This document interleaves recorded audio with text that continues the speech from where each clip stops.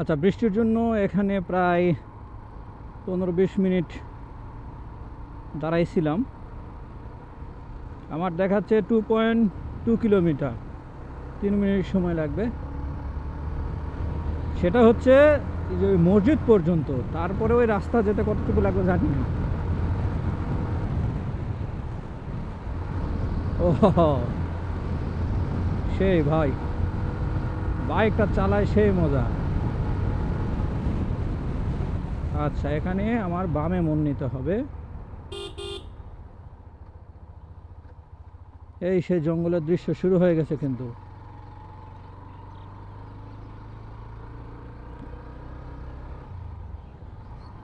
প্রচণ্ড ময়লা। আমি আসলে এই জিনিসটাই বুঝি না, এত সুন্দর জায়গা এই পরিমাণ একটা আলাদা জায়গা নেই। সরকার কিছু জমি অ্যাকোয়ার করে ওখানে একটা ডাস্টবিন বানালেই হয়। রাস্তার সাথে এভাবে মানে পচা কি গন্ধ দিয়ে, মাশাল্লাহ। যে রাস্তা আমি বরাবরই পছন্দ করি সবুজ, এই জন্য পাহাড় আমার পছন্দ, কিন্তু বিভিন্ন কারণে যেতে পারি না। আমার পাহাড়ের সবুজের জন্য পাহাড় পছন্দ। আর মাশাল্লাহ কত সুন্দর। আর এই যে বৃষ্টি হওয়াতে ঠিক এসি রুমের যে একটা ঠান্ডা বাতাসের ফিল, সেম ফিলটা পাচ্ছি। দুই পাশে গাছ আর গাছ, মাছ দিয়ে সুন্দর মতো রাস্তা, কত সুন্দর দৃশ্য। আসলে এই সমস্ত জায়গায় আসলে মন ফ্রেশ হয়ে যায়। কারো মন খারাপ থাকলে এই সমস্ত জায়গায় আসলে আশা করি মন ভালো হয়ে যাবে।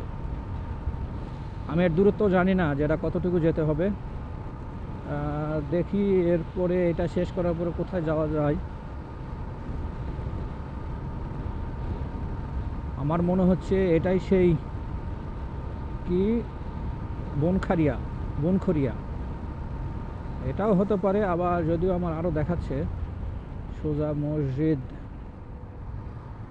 আজ আমি তো সব মসজিদ সিলেক্ট করছিলাম এই জন্য।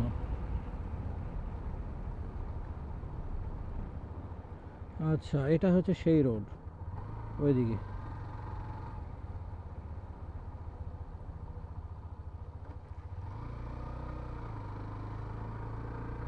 সামনে যাই, আমি যে ঘুরে আসি। আর ওখানে জিজ্ঞেস করবো যে গজারি বন বা যে বনটার কথা, ওইদিকে আমি দেখছিলাম মাটির রাস্তার মতো, তো মাটির রাস্তার দিকে না, এটা হচ্ছে সোজা এরকমই রাস্তা।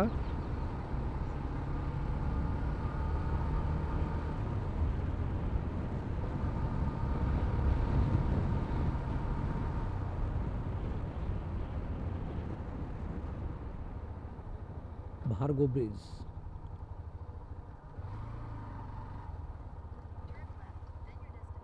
আচ্ছা, মোবাইলের ডেস্টিনেশন এখন দরকার নাই। আমার যেটা কাজ হচ্ছে এখানে জিজ্ঞেস করতে হবে।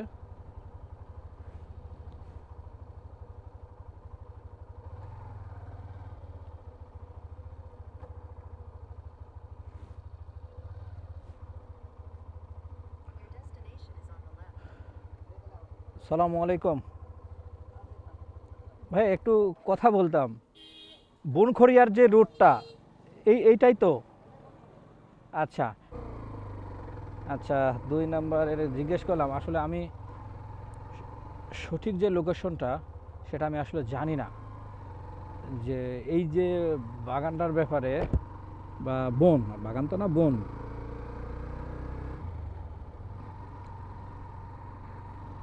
এটা ব্যাপারে সঠিক লোকেশন জানি না, আর ওইভাবে দেখাচ্ছে না। গজারি বন বা কেউ বলে ভাওয়াল বন, আমি এভাবে শিওর না। যারা এটা চিনে তাদের সাথে আসলেই ভালো হতো। আর এলাকায় প্রচুর বৃষ্টি হয়েছে, বৃষ্টি হওয়ার কারণে অবস্থা খারাপ।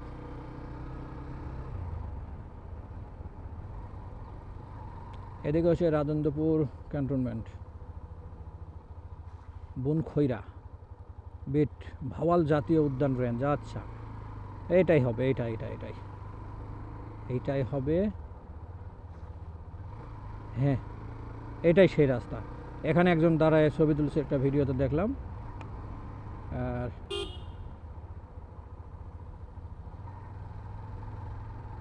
ওই আমি আরেকজনের ভিডিও দেখলাম, বলে বাইক কেউ নাই, শুনশান। হ্যাঁ, দেন রাস্তাটা আসলে শুনশান, কেমন একটা নীরবতা। কেউ নাই। আচ্ছা, এইটাই সেই রোড, এটাই সেই রাস্তা।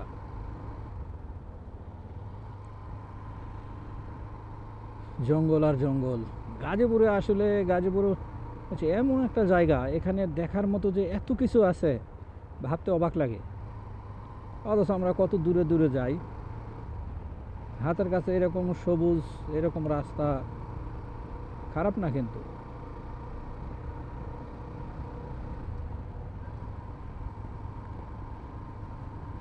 সুন্দর রাস্তা আর সে একটা পরিবেশ।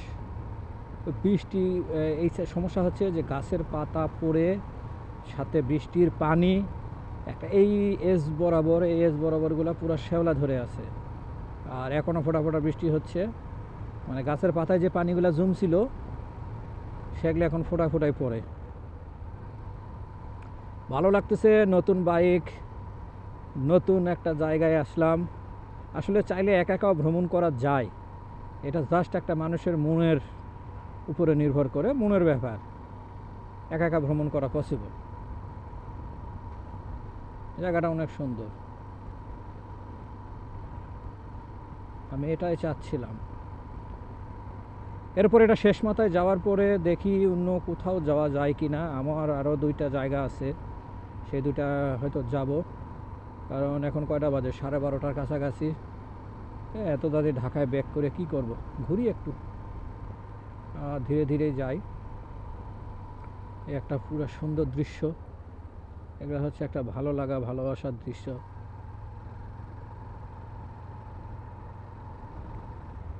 সেই এই যে কতক্ষণ পর একটা ইজি বাইক। রাস্তা কিন্তু সুন্দর, ফাঁকা। আর নর্মালি আমি যা শুনছি এই রুট সম্পর্কে, সেটা হচ্ছে আপনার বিকালের দিকে মোটামুটি লোকজন আসে। কারণ ওই সময় বিভিন্ন জায়গা থেকে, কিছুক্ষণ আগে দেখলাম একটা সাইক্লিস্ট গ্রুপ এদিক দিয়ে ঘুরে গেল। আর এই জায়গাগুলোতে বিকালে লোকজন আসে। নর্মালি আমি তো আসছি দুপুরে, এই সময় তো কেউ আসে না। আর আমি এই বৃষ্টির কথা চিন্তা করে ভাবলাম কখন বৃষ্টি হয়, কোথায় দাঁড়ানো লাগতে পারে। শেষে দেখা গেল দাঁড়াইতে দাঁড়াইতে সন্ধ্যা, জায়গাটা হয়তো আর ঘোরা হবে না। এই জন্য আগে বের হয়েছি। আর দুপুর হওয়ার কারণে লোকজন তেমন নাই। আর এটা পুরো গ্রাম, গ্রামীণ পরিবেশে ভাই, আমার কাছে যদি আমি একটু অন্যভাবে চিন্তা করি বা কারো চোখ বেঁধে নিয়ে সেই জায়গায় যদি ছেড়ে দেওয়া হয়, সে মোটামুটি বলবে, আমি শিওর যে হয় বান্দরবন বা ওই এলাকা কোনো একটা, মানে পার্বত্য চট্টগ্রামের কোনো একটা জায়গা, এরকম সে বলতে বাধ্য। কারণ সহজে কিন্তু চেনা যায় না। ও, খুব সুন্দর। আর সব থেকে ভালো হয়েছে কি লেখছে, সাবধান 100 গজ সামনে সেনাবাহিনী ক্যাম্প। আচ্ছা, 100 গজ সামনে সেনাবাহিনী ক্যাম্প। আমি যেহেতু ক্যামেরা এলাও না, আমি ক্যামেরা অফ করি।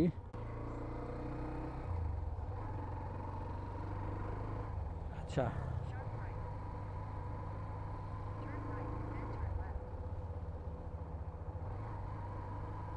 আচ্ছা, ব্যাপারটা হচ্ছে যে আমি জাস্ট ওখানে রাজেন্দ্রপুর ক্যান্টনমেন্ট শুরু।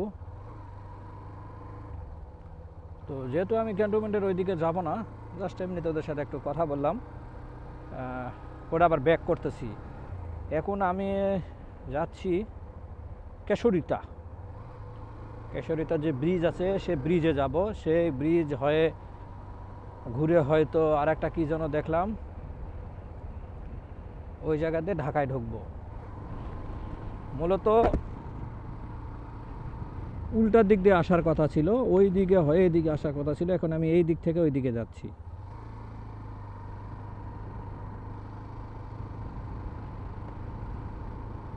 এই জায়গা অনেকেই আসছেন, অনেকেই জানেন। রাস্তা খুব বেশি বড় না।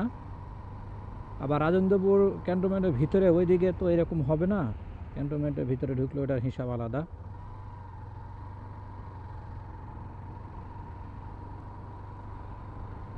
অনেক সুন্দর জায়গা।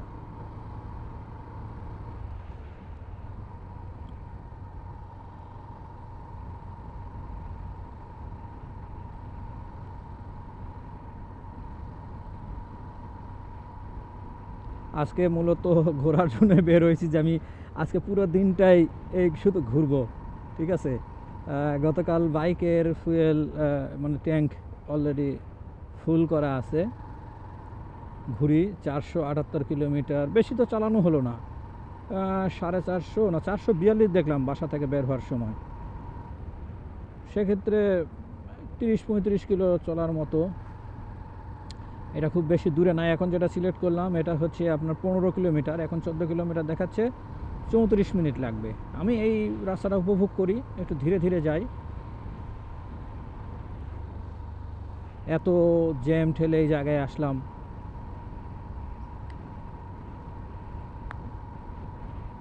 আপনারা কেউ আসতে চাইলে এইটা কিন্তু রাস্তা জটিল না, আমি যা দেখলাম, শুধু গুগল ম্যাপে সেট করছি যে এখানে এই বনখুরিয়া আপনার জামে মসজিদ, কারণ ওইভাবে সঠিক লোকেশনটা পাচ্ছিলাম না। এই জামে মসজিদ সিলেক্ট করলেই আপনারা সরাসরি চলে আসবেন ওখানে। জামে মসজিদে আসার পরে গুগল ম্যাপটা অফ করে দিয়ে ওই একটা রাস্তা, ওখানে 3 মাথা অবশ্য আছে, 3 মাথা দরকার নেই, সোজা রাস্তাতে আসলেই বেশ কিছু দূর আসার পরে এখানে রাজেন্দ্রপুর ক্যান্টনমেন্টের এন্ট্রি গেট এখানে।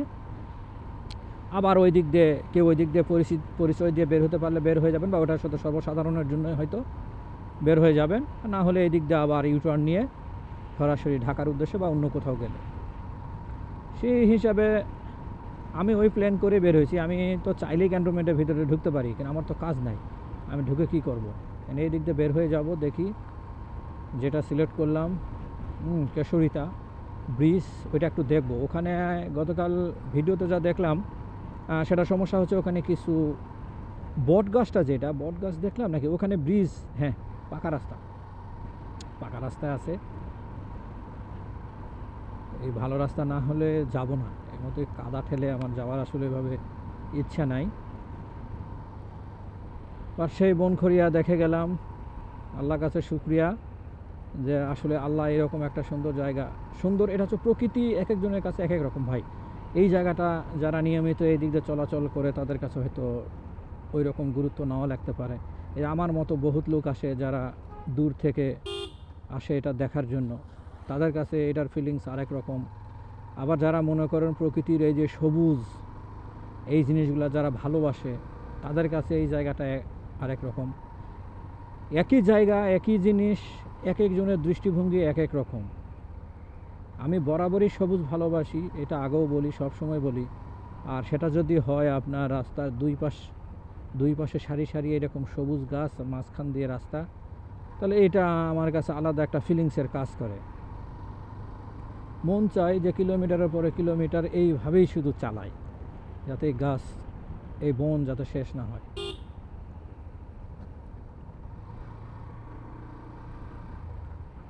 এই যে এই জায়গাটা হচ্ছে 3 মাথা, এখানে এসে থামার দরকার নেই। এই যে অনেক গাড়ি আসতেছে, মূলত হয়তো এদিকে যাবে। এদিকে আর একটা রাস্তা আছে, এটা বন জঙ্গলেই, বাট এটাতে দূরে যাওয়ার কিছু নাই।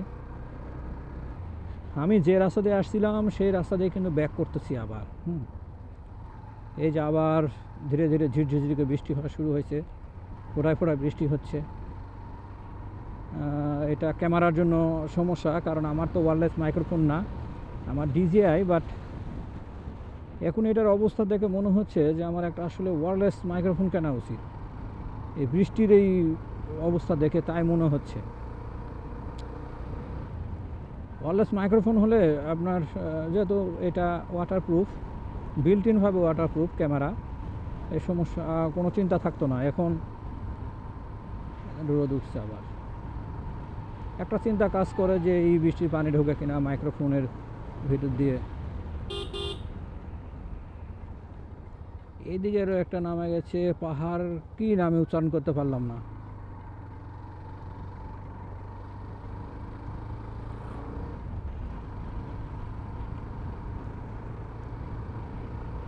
রোদ ওঠা শুরু করছে কিন্তু।